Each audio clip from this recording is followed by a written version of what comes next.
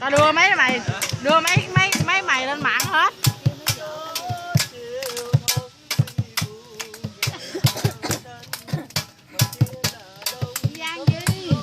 Tên ngóc cái mặt lên đây. Tên nhóc mặt lên đây, đưa lên mạng rồi. Đưa lên mạng hết. Hai cha con cảnh thế nào? Nguyễn quay mặt lại coi.